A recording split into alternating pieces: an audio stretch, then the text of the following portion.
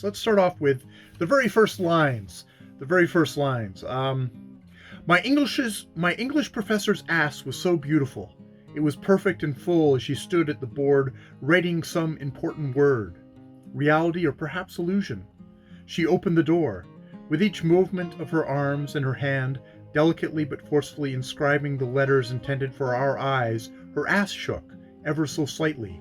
I had never learned from a woman with a body before. Something slow, horrible, and glowing was happening inside me. I stood on the foothills to heaven. She opened the door.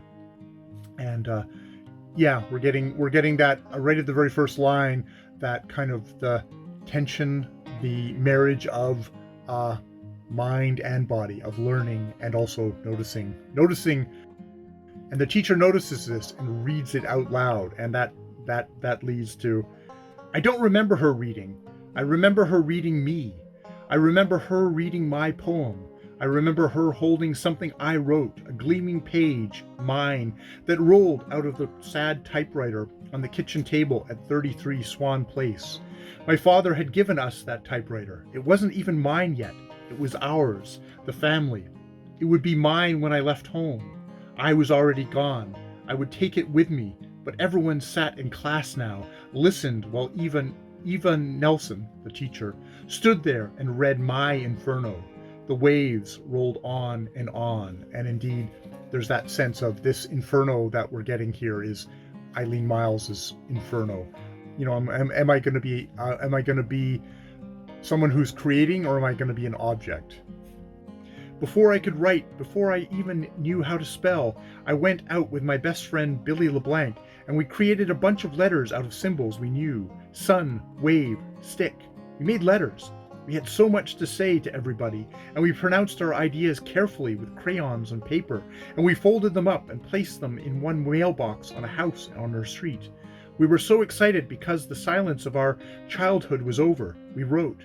We sat on the sidewalk outside of that house. We anticipated a response. We waited and waited. Then we simply forgot. But that sun, the first tiny symbol, still sits there, blazing in my head, which is like, that's a writer right there. Sun blazing in my head. That's the symbol of the sun. So this is the purgatory section of a poet's life. She actually is a poet, and now we're going. And indeed, it starts off with the thing of the abstract. The second section of my novel coincides with Dante's Purgatorio, and in it I concern myself with the career of the poet. She was 19 years old when they burned her body in the middle of town while she was still alive. A white dove came out of her mouth and she died. 567 years ago today, a dove leaped right out of her mouth. She was wild, running it.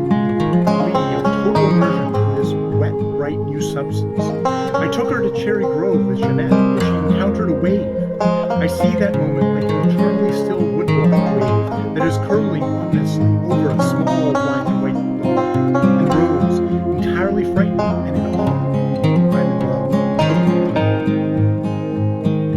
Here's a bit just like kind of a little thing of just sort of sadness.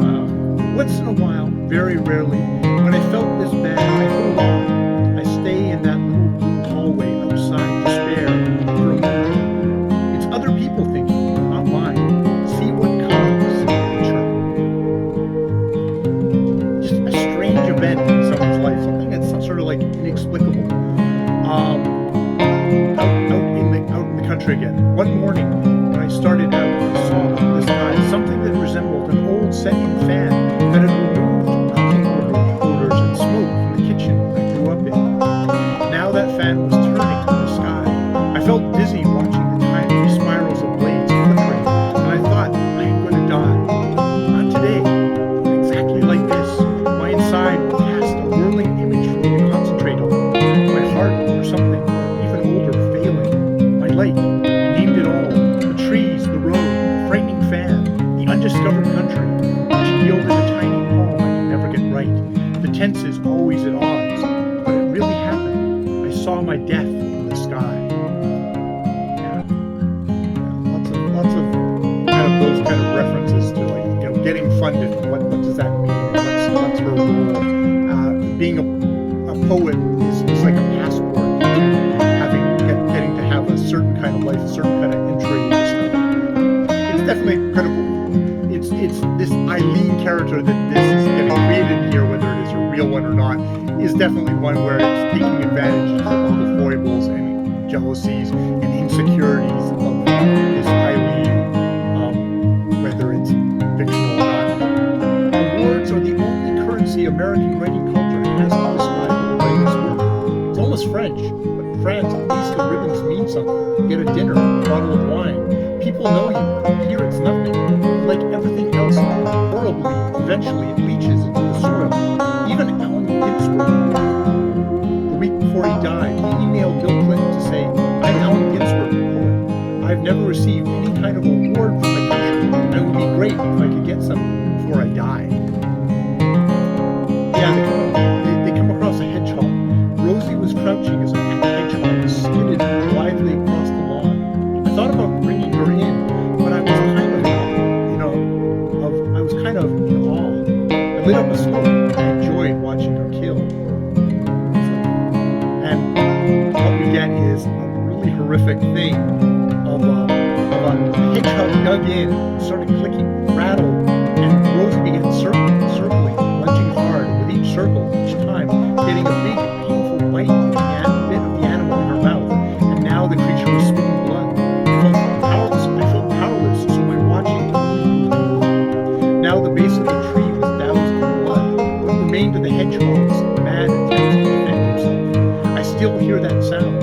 It's like women make that clicking sound while they're thinking. Men do it too, but not so many. It's some kind of ghastly count, skull speed.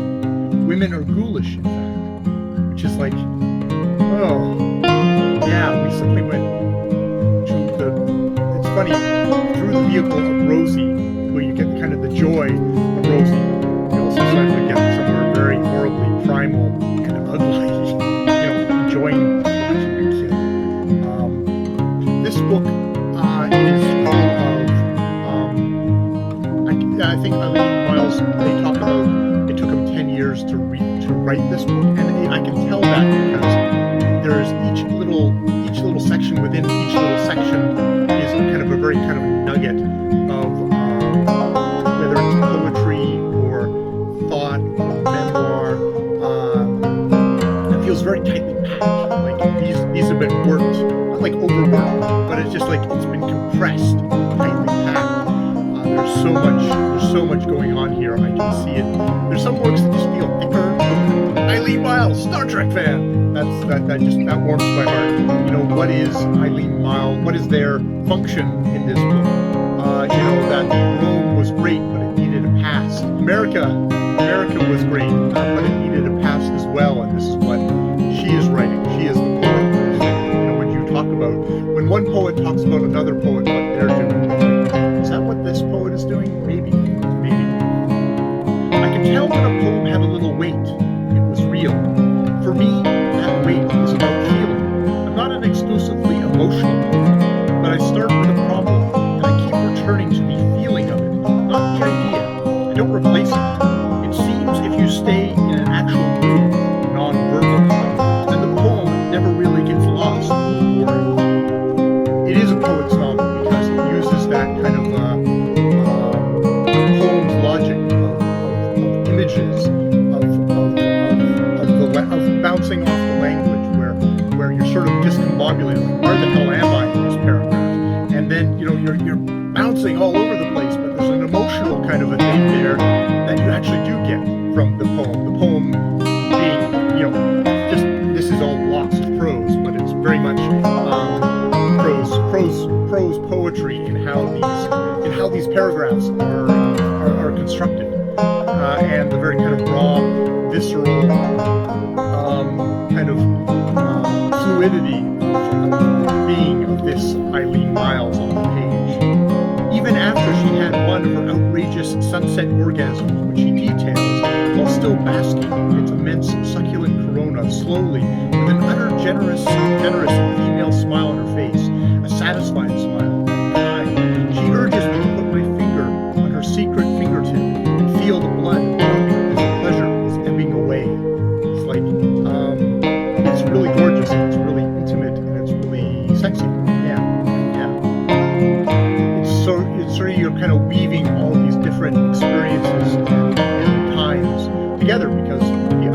person's memory, it's like, it's not like this happened and then this happened and then this happened, that like it'll all lead directly to a line. You don't get the messiness of life. It's like this happened and then something else way over here happened, but then something back with that happened again, and then this happened and then that happened and this happened. Oh, and then we go back to this again at the end. Miles definitely, they are organizing, they're disorganizing their memoir in a way to try and kind of give you a taste of what it is like, what it was like to live that or experience that as much as you can. He introduced me to someone once as Eileen, who writes these really hot, sexy poems about drinking beer and lying in bed, which it's always interesting when you get an outside perspective, and it can kind of deflate you